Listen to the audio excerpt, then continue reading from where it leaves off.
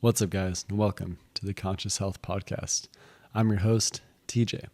Today, we're going to go over things that I learned working in the mental health field and working in 2 mental hospitals for the past 4 years. I have, and we're also going to talk about just funny, unique, maybe some gross stories. But man, I had a blast working in mental hospitals. I worked in 2 of them, and I learned just so many amazing things, met so many amazing people, wonderful coworkers, wonderful patients, and it was just so amazing to watch the type of person that I became through the past 4 years. So anyone that is watching this just for the purpose of wanting to work in the mental health field, I would definitely say go for it. It's been such an adventure, and honestly, I'd probably go work there again. But for different reasons, I had to leave, and I found a new full-time job. But regardless, I've loved the experiences I've had, and if my current job doesn't work out, then I would definitely go back to it. Because the lessons that you learn working with so many different people at once it's amazing. It's just so wonderful to see different people grow and change over time, including yourself, and to watch how if you go into the mental health field with love and compassion for everyone, realizing that everyone is somebody's child, then your heart will grow in ways you can never imagine. And the amount of patience that I have developed from working in this field is amazing. The amount of compassion, the amount of peace that I had to find within myself to be able to deal with other people's issues, as well as hold enough, you could call it heart space for not only my own mental health issues, but everyone else's. So before I get into the unique, funny, strange, some nasty stories about the patients, I have a few disclaimers.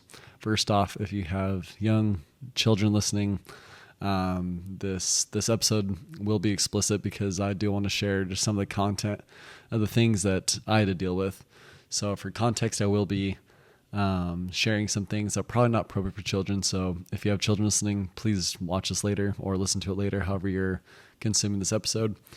And then another disclaimer is because of HIPAA laws, I will not be disclosing the locations of where I worked, which mental hospitals I worked at. I will not be disclosing any patient names or anything that would identify the patient. So please be aware of that. So those are my disclaimers. So just please be aware of those things. And first, before I start off on these stories, I want to talk about how can we manage our own mental health, because some of these stories they might they're for some of them for humor purposes, some of them are just interesting to share about human nature. But when it comes down to it, these are real people with real things that they are dealing with, and so how can we preventatively keep ourselves out of a mental institution, and how can we help ourselves and each other to manage our own mental health, to keep us from getting to breaking points where we might do something that puts us into a mental institution, whether for a certain sentence or an entire lifetime. These are the type of people I had the opportunity to deal with and to help. But of course, I would want no one to have to be in that position of being locked up like that, and court-ordered to be on psych meds or in a psych ward, because none of us want that and nobody plans for that. But we can plan to prevent mental health issues by using preventative tools. And some of these tools include, of course, exercise. My channel, my podcast, my YouTube channel, all this stuff, my books, a lot of it is about exercise. All of it's about health. But I have a book, How to Maximize Muscle Mass and Testosterone Levels, all about exercise. So if you need to know more information about exercise, how to set up your own exercise plan, how to be self-sufficient with exercise, that book is all about that. So you can go ahead and check that out. All the links in the description below.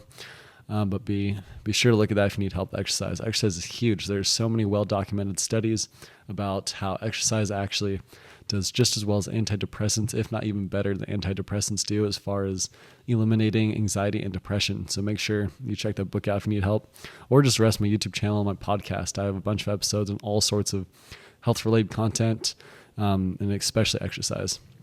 Okay, another thing is nutrition. Of course, our body needs certain vitamins, certain nutrients. So it's good to not just take a multivitamin in the morning, some fish oil, magnesium. Those are all great.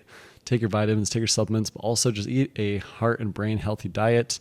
Eat plenty of fruits, veggies. These are the necessary vitamins your body actually needs. It is evolved to live off those vitamins and nutrients. And I hate to say it, but our ultra processed foods, the fast food, a lot of the junk that we eat as Americans don't have those vitamins, or at least a very small amount of necessary vitamins and nutrients that we need. So make sure that we're doing that. Eat a protein-rich diet. Helps us to stay satiated.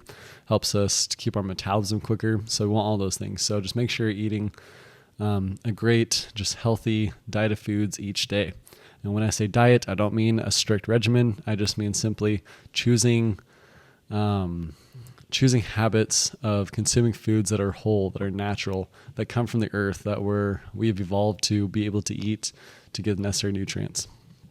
And then lastly, let's talk about social connection. So we as humans, we're social creatures, and staying isolated for too long, staying away from other people for too long can cause issues. I dealt with patients that were in, at times they'd be in solitary confinement in prison or in jail, and then they'd be delivered to the mental hospital, the mental hospitals I worked at.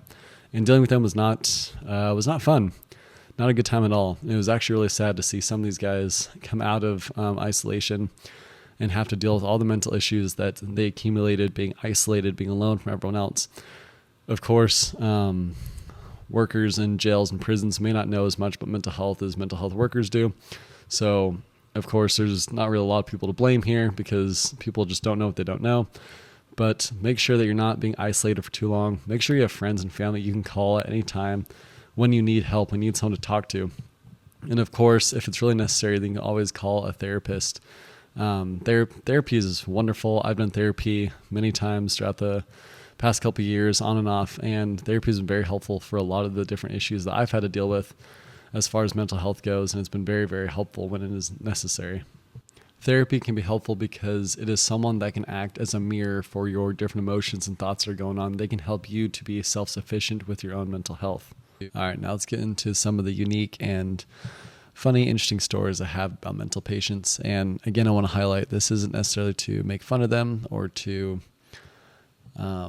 talk about them in a negative way. This is only to help people to see how far human nature can go when we don't use the preventative tools that I just mentioned. But yes, they can also be humorous, and they were definitely very interesting for me to experience, but also helped me to become a better person all around, to see how different people respond to different things and why it's so important to use the preventative tools to keep ourselves out of any mental health institutions. And there's no shame for going to one or needing to go into one when we need to, but I think staying out of one and being self-sufficient would be the ideal situation for all of us, because nobody necessarily wants to have to go there and to be locked down for any reason. And so let's just make sure we use all those wonderful mental health tools to really help ourselves to remain self-sufficient and have good mental health so we can live good, free lives without having to be locked up anywhere in any building. All right. So for the first story I have here, so the first mental hospital I went in, the patients have what's called a day room, which is basically where they go and they have all their little social activities. The patients can go talk to each other. They have a TV, all that stuff. So anyway, the workers brought me in. The one that introduced me to all the patients and all the workers. So they had everyone cram themselves into this rather small day room. So we're talking like 20 patients, probably like 4 or 5 staff members. So we're all crammed in this little room. And they started to introduce me like, okay, guys, this is TJ, this is our new psychiatric technician. And just as they started, one patient looked at another patient and she screamed at this patient. She's like, "You're the devil."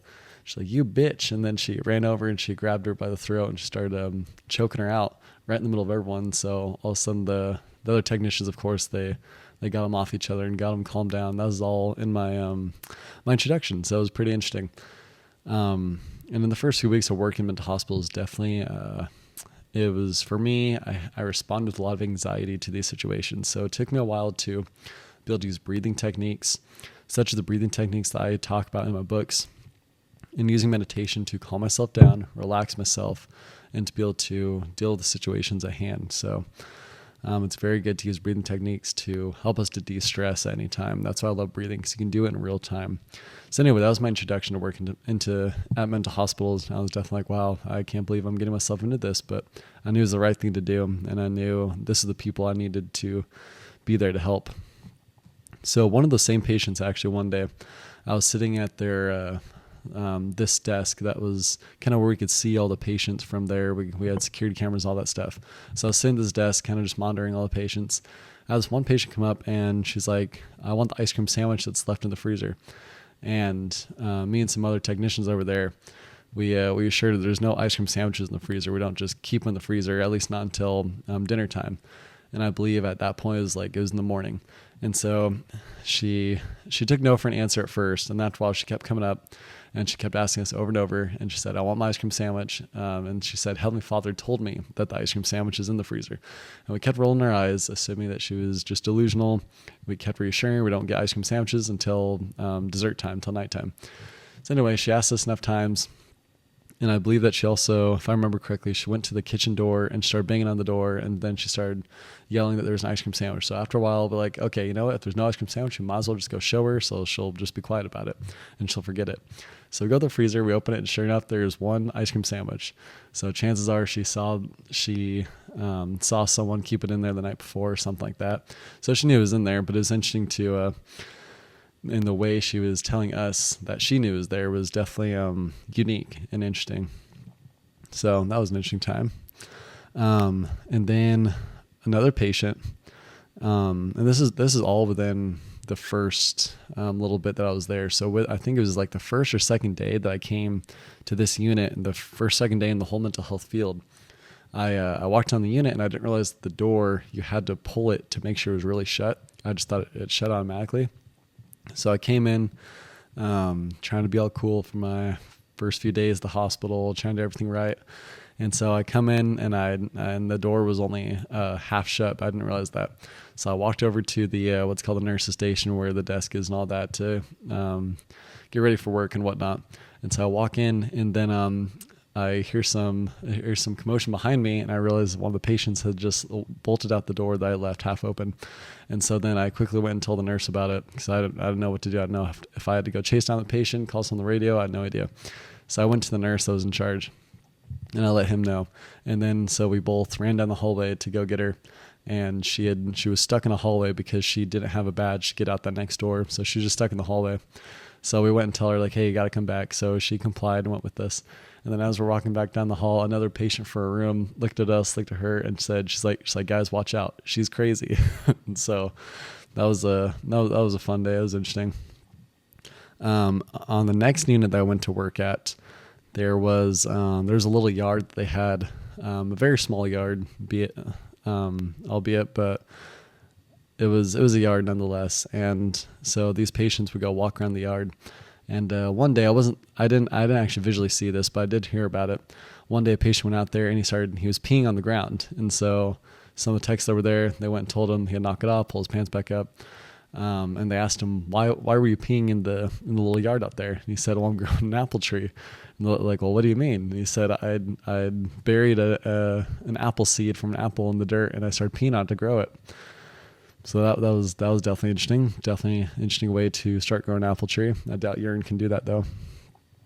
On the same unit, we had some tape on the floor to mark where patients could and could not go as far as being too close to the entrance and exit door. Even though they couldn't get through the door without a badge or keys, we still don't want them just hanging around, lounging around this door and escaping whenever a therapist or a doctor, whoever comes in through the unit door. So it was locked down and we had this tape around it. But the laundry room was right next to that tape. So before they could go to the laundry room, they had to ask us permission to cross the line. So I'm sitting there in the nurse's station desk, once again, monitoring cameras and whatnot. And I see this patient, he keeps crossing the line, going over there by the door. And of course, I'm thinking he's trying to escape or he's just trying to cause some ruckus. And so I walk over there and I tell him, hey, the lines are there. You can't cross it. He said, what do you mean? He's like, they told me I can. And I'm like, in our first long day, and I'm assuming it was like a tech or a nurse. So I'm looking around. I'm like, I don't see no one. Who are you talking about? And he's like them. And he's pointing to the wall. I look at the wall. It's a puzzle of the founding fathers next to the laundry room. He told me, he's like, yeah. He's like, they told me I can cross the line. And I'm like, and I honestly, I don't remember what my response was. Responses to things like that sometimes can be difficult because you're dealing with someone who really thinks the founding fathers just told them that they can cross the little line in the hallway, and they really believe that people in a puzzle are talking to them. So I don't remember how I responded to that, but I basically told him that it's not up to them to say whether he can cross it, but it's up to us. And so he complied and he stepped back across the line. But that was an interesting time. On the same unit, there was a man who he was on our unit, and we had to lock him down in the isolation room because he was not behaving. He had punched at least one patient. He was very perversive, saying a lot of inappropriate things. So he had to be locked down in what's called the isolation room or the seclusion room. And so he had to be in there for just misbehaving. And one day, this is another one of those events that I didn't see with my own eyes, but I was on the unit at the time, and somebody else told me after the fact. But anyway, he's in the seclusion room. He was one of those guys where you could tell that he probably just didn't get enough attention from his parents growing up, and he would kind of do all sorts of things to get attention, at least from us, because in a sense we were kind of like his parents at that point. And so he was doing all sorts of weird things because, of course, we have him on camera, so he was doing all sorts of things I'm not going to mention on this video. But he was just doing everything in his power to get our attention 24/7, kind of like a little toddler. And at one point, he needed to go to the bathroom. So when a patient's in that situation and they're locked down, they're being watched 24/7 for different behaviors, then of course they need to be watched even when they go to the bathroom. So my coworkers, they went with him. They took him to the bathroom. They let him use the toilet. And then once he got up, he hadn't flushed it yet. And they told him to flush it. And he just looked at him. He looked down the toilet. And he grabbed some toilet paper he used to wipe his butt, and he ate it. And of course, similar to a toddler, you don't want to give them too much attention, whether it's positive or negative. And so in that case, at that point, we can't do anything other than just watch him. So my coworker said he just stood there. He looked at him, said, "Okay, let's go." And then they just took him right back to the isolation room. So that had to be very interesting to be watching there. Again, it's also sad to see just how much certain people have to go through to try and get that loving, nurturing attention that maybe they didn't get when they were a child. But finding love in better ways, finding positive attention is definitely doable through healthy social relationships we can have with family, friends. And we can get that nurturing even if we didn't get it when we were children. There's other ways to get it instead of eating your toilet paper. So we can also do that. It doesn't even necessarily have to be an in-person contact every single day. If we can't get that done with loving family or loving friends, we can do, especially these days, we have FaceTime, we have phone calls, email. We can do all sorts of things to have that connection. But of course, in-person, genuine relationships is going to be the best for us. So there's other ways to look for attention than doing it in that way. So on the same unit, we had a man come in that had been held in, what's it called, in DOC, in the jails. I'm on a brain fart here, but basically a jail isolation room. Solitary confinement. So we had a man that was in solitary confinement. And he had been there for a long time. Of course, jails, the DOC doesn't always understand mental health. He was just misbehaving. He was getting in trouble. He was very dangerous, physically dangerous. And so they had to lock him up into solitary confinement. He already had mental health issues stemming from using meth for a very long time. And so he was stuck in solitary confinement for months. And then they dropped him off the hospital I was working at.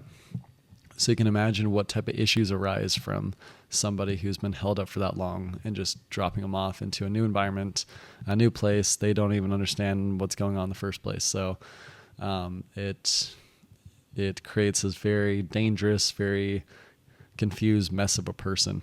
And so anyway, this man was so dangerous that and they dropped him off on one of my days off. So by the time that I got back onto the unit for work, then they told me all about this man, and this man had already shoved a coworker over, who then broke his shoulder.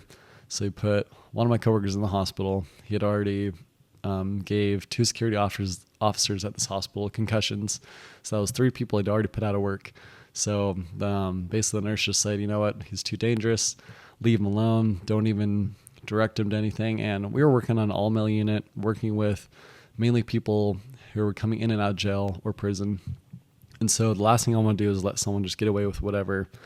And with no redirection or whatever, no consequences, because of course everyone else can take advantage of that. It's just kind of a jail and prison mentality. And so when I got on the floor, it was me, it was a male college student, and it was 2 older females. So between all of us, we had to deal with this man. And so everyone else listened to theirs, and they didn't do anything with him, didn't look at him, nothing. But for me, I did not want the consequences of letting everyone just run around rampant. So I went to the kitchen where he was staying. He was talking to the wall, and I went there and I said, hey, you gotta get back to your room. You gotta go chill there for a little bit and let us assess you, because the procedure at this hospital was to, in the first 24 hours or first 2 days, something like that, the patients had to be monitored and had to be staying in the room at least for that first 24 hours, and then they could be let out to do different things. I don't know if I 100% agree with that procedure, but that's how it was there. And so I went there, I explained this to him, and he turned around from the wall from whoever it was he was talking to. And then he yelled at me. I think it was something to do with Satan, something to do with car insurance. And then after that, I was like, okay, tell you what. Oh, and then he asked me for a cup of water. So I was like, okay, I'll give you a cup of water. Then you go to your room. And he complied. So, okay. And I was surprised. I was like, okay. So I made sure I stayed my distance, and I went over to the water cooler to get him some water.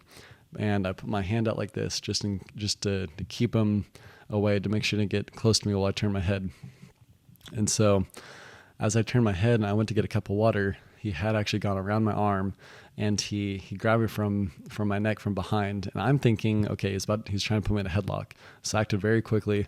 I turned around, I got him off me, and I shoved him off, got him off. But when I turned around to shove him off, he had his lips puckered, and he was trying to kiss me. So that was definitely interesting, definitely unexpected. But thankfully I got him off me, and he realized I wasn't going to put up with any of that, and I wasn't going to let him shove me over and break my shoulder. So I shoved him off, and I told him very sternly, you better get back to your room. And then after that, he complied, thankfully. And so I was the first person that he would actually listen to around there, which was good. And so that man was definitely an interesting one. And I actually have I have another story that's pretty interesting about the same guy, actually.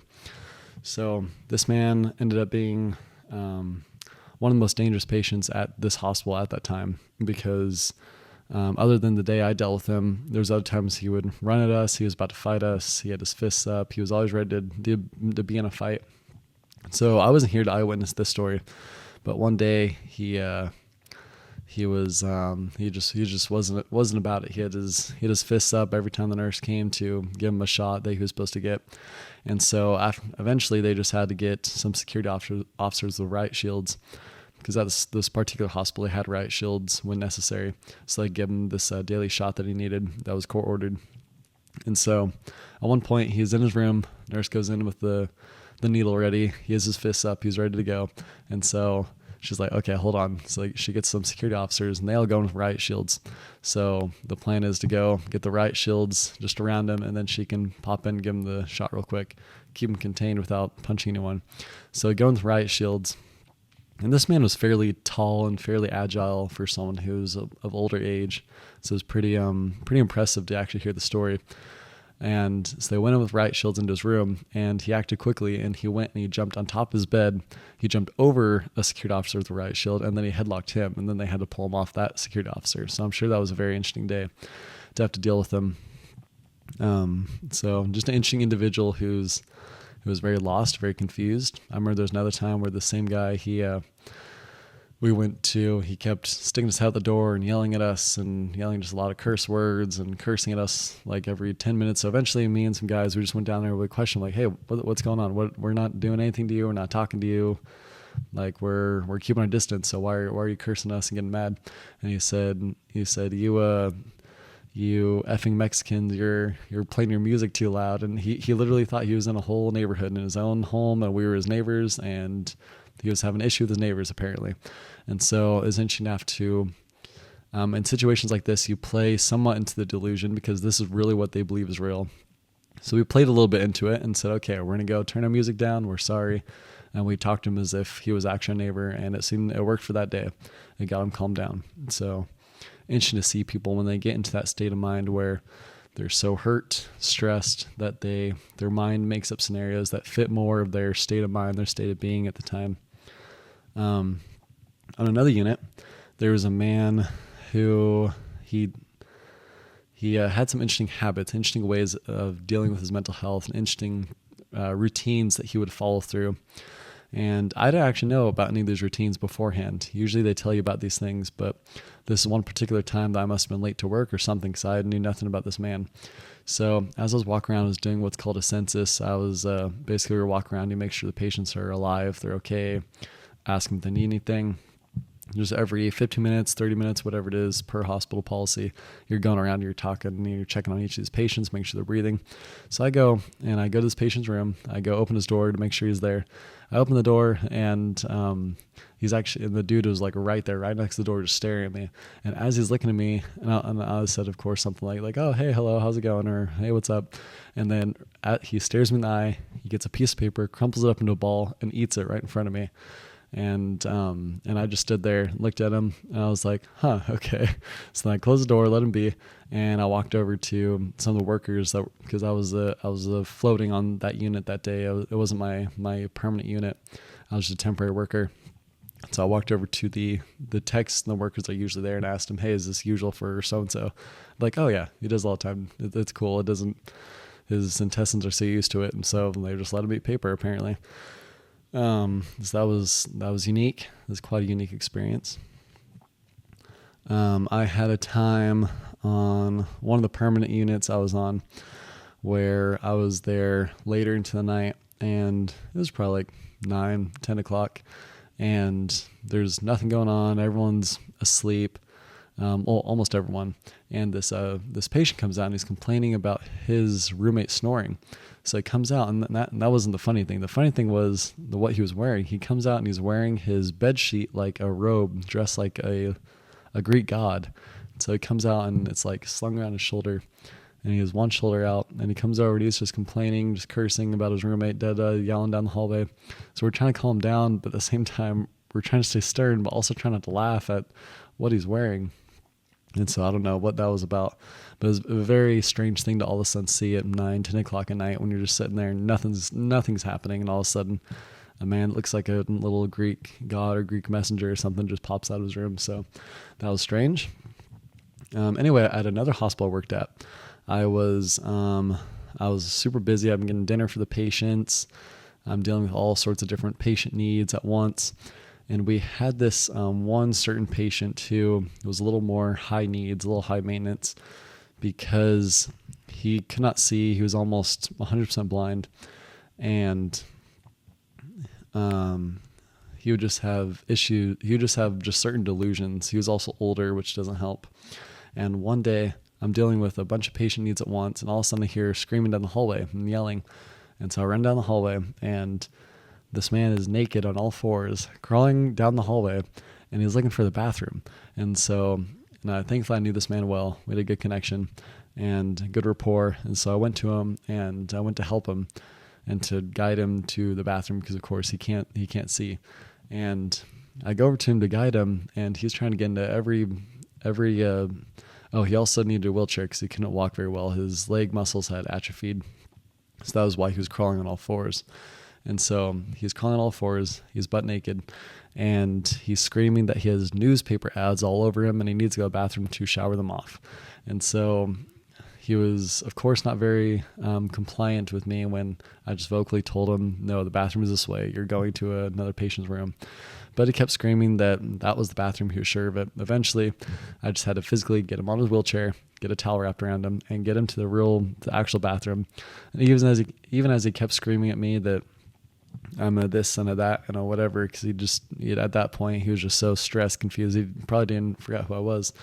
But I went and I showered him and I scrubbed the newspaper ads off of him. So, and of course he felt a lot better after that. Went to his dinner and then went to bed. And so that was also a very interesting day, stressful, as you can imagine. But at the same time, it helped me to develop a deeper compassion for people who have dealt maybe with so much pain, stress, hurt, that their mind comes up with different things, ways to deal with the stress to compensate. And so a very, very interesting day. I got a few more stories here. A lot of them are actually about the same man that I was just talking about. So the same man, one day he asked me and my coworker, he asked us, it was about lunchtime, we're all eating lunch and whatnot. And he asked me, he's like, what was my dog's name? And, of course, this is a very random question. And although I was also used to this man's random questions, but he asked, what's my dog's name? And I was like, well, I don't know. Like, you don't know what your dog's name is? And he said, no. And so I started guessing these random dog names. And at first he's like, no, it's not. And cause you could tell he thought that I really knew what it was. And I just wasn't telling him. That's what was going on in his mind. And so at first he thought it was funny, and he wasn't too mad. And he's like, no, it's not. I was like, is it Buddy? Is it Alex? Is it this? Is it that? He's like, no. And then after a while, the smile turned to a frown, and he's like, no. And then I'm like, okay, well, I don't. And then my coworker's guessing names too. And then he's like, no, it's not. He's like, quit lying to me. And we're like, we're sorry. We just don't know what your dog's name is. And he keeps yelling at us and saying we're lying to him, and he started cursing at us. And then finally he's like, no, my dog's name is Rover. And then we're like, oh, well, okay, well, if you knew, why are you getting mad at us? And of course, had no good explanation for that. On another day, this same man, so he was known for yelling because just at random times he would see people that had passed on, and for example, he would yell that his mother was in the room with him, or some random ladies' names, and he would just always be yelling at certain people. Sometimes he'd be mad, sometimes he'd be happy. You just never really knew what was going on with him. And this would trigger another patient who was just prone to being triggered by loud noises, and that other patient just couldn't deal with it very well. And so when he heard these yellings, he threatened to beat this other patient up. And so eventually this patient had to be moved to another unit because for safety reasons, of course, we couldn't have him beating up an older man who doesn't know what the heck is going on or doesn't know what he's doing. And so once we had to break the news to this patient that he would have to move to an all-male unit, then he flipped out. He was very upset. He comes storming out of the room where he was told this news, and he's about to go and sock this old man. And so thankfully I was feeding this old man lunch, and I went and I ran in between the man and the guy that was about to beat up the man. And thankfully we prevented him from doing that, and we got the situation taken care of. We got him calmed down. But later on, I had to go and assist this older patient to his room. And so I went to guide him to his room via wheelchair. And he was mad, and I asked him why he was mad. And he yelled at me and said, he's like, I don't appreciate you flailing your arms around me like that. So I had to explain to him that I was actually defending him, and we had to take care of a patient that was about to beat him up. Of course, he didn't understand that, but he spent the rest of the day pretty upset with me, saying that I was bothering him.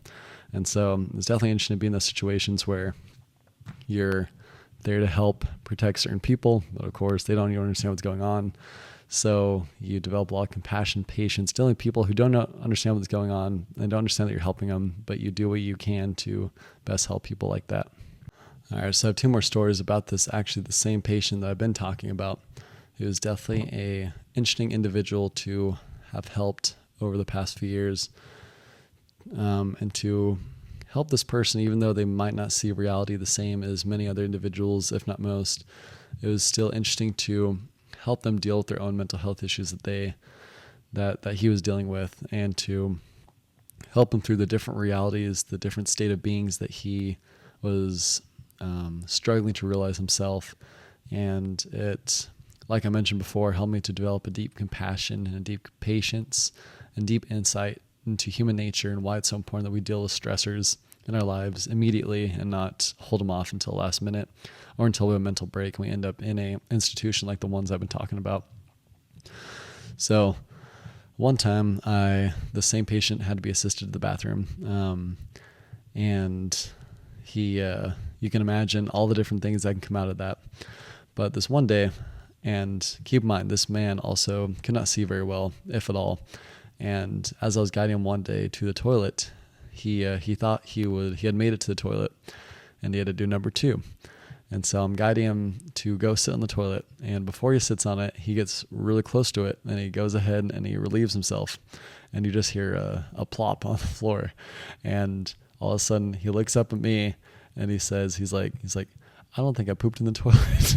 I was like, no, he didn't. I was like, but go and sit in the toilet and it's okay. I'll take care of it. This is after a very long, busy day. But of course, at this point, I developed a lot of patience and a compassionate, open heart for situations like this. And so, of course, I had him sit down, had him relax while I cleaned up his feces on the floor. And so that was definitely another interesting experience to have. So I've shared all the humorous or the maybe grosser stories, the really unique things, but one of the best experiences I've had in the past 4 years was this next story. So the same patient, because he couldn't see very well, he had to go get surgery for his eyes. And this patient, as you can imagine from the stories I've shared, was not an easy person to be around, to deal with. And it took the utmost patience that I could possibly muster to deal with this patient long enough to get him to go to doctor visits and optometry visits, enough to finally get surgery, because you can imagine all the different things that need to happen before eye surgery. So nearly everyone else on this unit had, even though they loved him with all their hearts, they had nearly given up on helping this man get his eyesight back, because he would take him to an appointment, he would scream, he would curse, he would threaten to hit, kick, he would do whatever he can, because he just doesn't understand what's going on most of the time. But because I had good rapport with him, and because I wanted this man to see, I decided to step up to the plate, put in overtime, and get this man there through hell and high water to do whatever I need to do to get him to see again. And so we went to numerous appointments, and it took an extreme amount of patience, but we finally got him to the eye surgery. And thankfully the entire day he was super calm, super happy, in a great mood. Something that he would be in a good mood occasionally, but not always all day. So this is very unusual, but I'm grateful it happened, because he's able to get surgery. And to see someone wake up and be able to have eyesight again for the first time in years and years and years was such an amazing experience. This man, of course, he was crying tears of joy, and he was just staring at me, staring at all the nurses, very, very grateful. And to this day, he can still see, and it has been very helpful for his life and others. And so it's moments like these where it makes all the patience, all the effort that we do for loved ones, it makes it all worth it. And people who are caretakers, whether it's an official role working in a hospital, or whether you're helping family members or friends, people who have, whether it's mental or physical illness, it can be very draining, and it can take a lot of patience, and it can take a lot of emotional intelligence. And it can be a lot of work, but I do know it is very fulfilling to help people get through different issues like that, and it is definitely all worth it. And so now I've shared all these stories, and I've talked about all sorts of interesting experiences that I've had. Let's talk a little more about how meditation can help us in our mental health. I'm a big proponent to meditation, because meditation is when, at least how I see it and how I teach it to others, is you focus on something abstract, mainly your breath. Breathing is very abstract. It's hard to think and to judge the breath. We just let the breathing flow. Let it do what it needs to do. We just watch it. And as we work on practicing using our awareness to just watch something abstract like our breath, then we can also use it to see our different thoughts that sometimes they creep around the corner, and we wouldn't even have noticed them if we weren't already focusing on something else that was abstract. So focusing on something abstract like the breath or a candle or even counting numbers can be very helpful, because it helps us to build awareness of certain thoughts that creep into our mind. Because the people I've talked about in these situations likely did not just wake up and they were like that one day. It likely happened gradually, or they were born with it. But I do know that meditation has helped many of the patients that I've helped in the past 4 years, and including myself, family, and friends, to help them with their own mental health issues. And so meditation, taking that quiet time in a day to just be aware of what's going on, aware of your own thoughts, and learning more about yourself is very crucial for having a good and healthy mind. So in my books, the one I already had mentioned earlier, How to Maximize Muscle Mass, Testosterone Levels, it briefly mentions meditation and how that can be helpful. But of course, if you're not looking to maximize muscle mass, then it's not a big deal. But I also have another book called Stop Waiting for Heaven. Stop Waiting for Heaven is all about finding inner peace, and in it I share a lot of life experience that I've had, similar to these, of helping people and having very wonderful experiences happen in my life, serving others. And it is also helpful in, I share ways to help us to understand our egos, our psychological nature as humans, and helping us to find inner peace no matter what the situation is in our lives. And I help people in this book to be able to maintain their mental health through practices like meditation and just understanding how the brain works, as well as understanding things about our soul and our divine natures, divine beings. And so hope this video or podcast has helped you guys today. And please be sure to like and subscribe, or even get my books if you need help with these different things that we mentioned today. If you need help with inner peace, or maybe it's the physical health aspects such as exercising, building muscle mass, raising your testosterone. So my books can be helpful for that. Otherwise, if you're low on money, of course, I have my free content here on the YouTube channel and on the podcast. You guys are free to listen to and to consume and to use as you wish. All right, guys, have a good one. We'll see you.